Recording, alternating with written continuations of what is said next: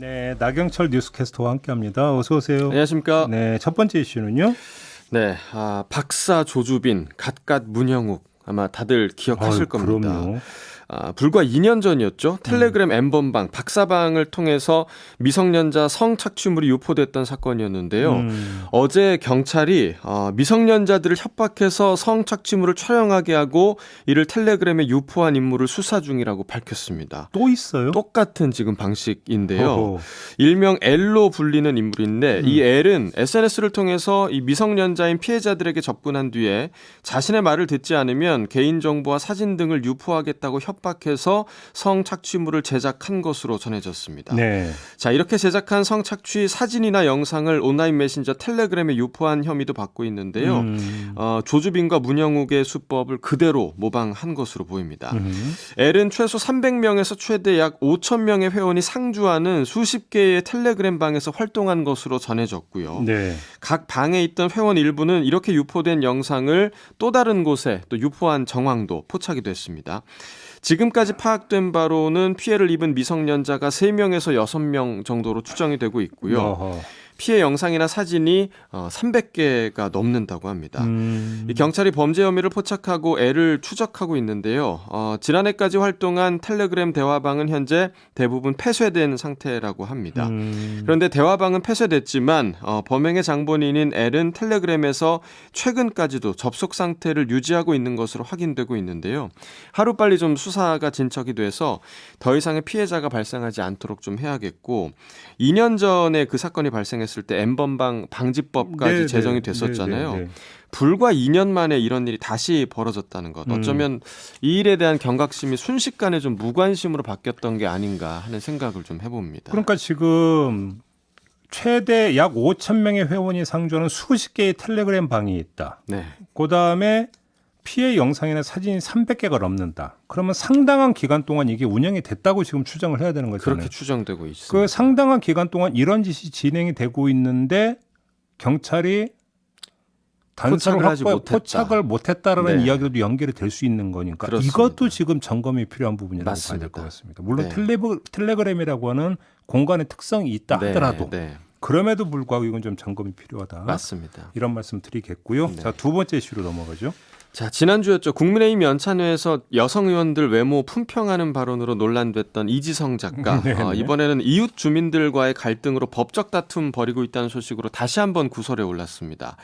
어제 YTN의 단독 보도였는데요. 올해 초에 자신이 사는 아파트에 현관문을 추가로 달고 또 내부 계단을 철거하는 공사 진행했는데 이 공사 진행하면서 구청에 신고를 하지 않았던 겁니다. 주민들의 민원을 접수한 구청에서 원상복구를 요구했는데 일부만 복구가 돼서 이 구청에서 시공사를 건축물관리법 위반으로 고발을 했다고 합니다. 자, 이 부분은 구청과 시공사 간의 문제라고는 하지만 아무래도 이 정도 공사 진행하게 되면 당연히 소음이 발생하잖아요. 네. 그래서 이 공사 소음으로 인한 주민들의 고통이 상당했던 것으로 보이고요. 또 누수와 균열 피해를 호소하는 주민들도 있었다고 보통 합니다. 이런 내부 공사하면 공사 동의서 받는데 그렇죠. 사실 각집 뭐 돌아다니면서 맞습니다. 뭐 아니면 양해를 좀 구하거나 네. 하는 것들이 좀 절차가 있어야 되는데 네. 이런 과정이 있었는지는 확인되지 않고 있고요. 이런 소음 피해가 계속되자 입주민 대표가 이 작가 측에 피해 보상을 요구했는데 이 작가는 오히려 자신이 협박을 당했고 또 승강기가 노후했다는 이유로 공사 자재도 운반하지 못하게 막았다면서 영업방해 혐의로 고소한 것으로 알려졌습니다. 영업방해? 네. 자, 이에 대해서 이웃 주민 20여 명이 법적 대응에 나섰는데요. 이 작가를 사기와 업무방해, 협박, 명예훼손 등의 혐의로 고소를 했고 주민회가 붙인 피해 호소 게시물을 이 작가가 5차례나 떼어낸 데 대해서 재물손괴 혐의로도 고소를 했습니다. 이 작가는 취재진에게 입주민 대표가 과도한 합의금을 요구하는 등 공갈을 일삼아서 오히려 피해를 보고 있다 이렇게 주장을 한 것으로 전해졌습니다. 제가 사는 아파트도 걸핏하면 내부 공사해갖고 걸핏하면 공사 동의서 받으러 오는데 네. 이렇게까지는 가지 않는데 그러니까요. 상황이. 좀 일이 커진 것 같습니다. 그래요? 네.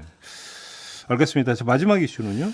자, 충북 단양에요. 구인사라는 대한불교 천태종의 대표 사찰이 있는데요. 네. 이 구인사를 비롯해서 구인사에서 관장하는 국내외 150여 곳의 천태종 사찰 모두 새해를 시작하는 정월과 2월 초하루 이렇게 이틀은 여성들의 출입을 제한하고 있다고 합니다. 그래요? 자, 이게 지금 2022년에 가능한 일인가 하시는 분들도 있으실 텐데요. 실제로 한 여성이 지난 음력 2월 초하루 날에 구인사에 방문을 했다가 여성이란 이유로 입장을 하지 못했고 이에 대해서 국가인권위원회에 진정을 제기했습니다. 자, 이에 대한 천태종의 입장 이랬습니다.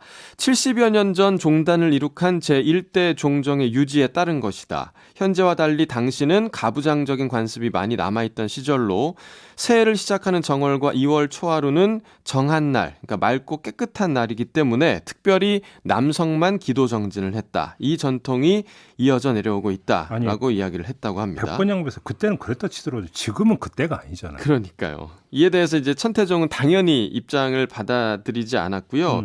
이 성별을 이유로 사찰 출입을 제한하는 관행을 개선할 것을 권고를 했습니다. 인권위는 여성을 부정한 존재로 인식하는 편견, 성 역할 고정관념에 기인한 불리한 대우라고 봤고요. 또 헌법이 보장하는 기본권을 제한하는 것은 종교의 자유의 한계를 넘는다라는 입장을 밝히기도 했습니다. 적어도 좀 기도할 수 있는 기회 모두에게 주어져야 되지 않을까라는 생각이 드네요. 제가 어디선가 이제 주워들은 얘기로는 전통도 끊임없이 보수하고 개혁한다. 네. 그래야 전통으로 유지된다. 이런 말을 들은 바가 있는데 그건 아니잖아요. 네, 너무 계속 유지만 하는 것 같습니다. 세상이 바뀌고 있다는 걸 좀 받아들여야 되지 않을까 싶은 생각이 좀 드는데요. 맞습니다. 마무리하겠습니다. 나경철 뉴스캐스터와 함께했습니다. 고맙습니다. 고맙습니다.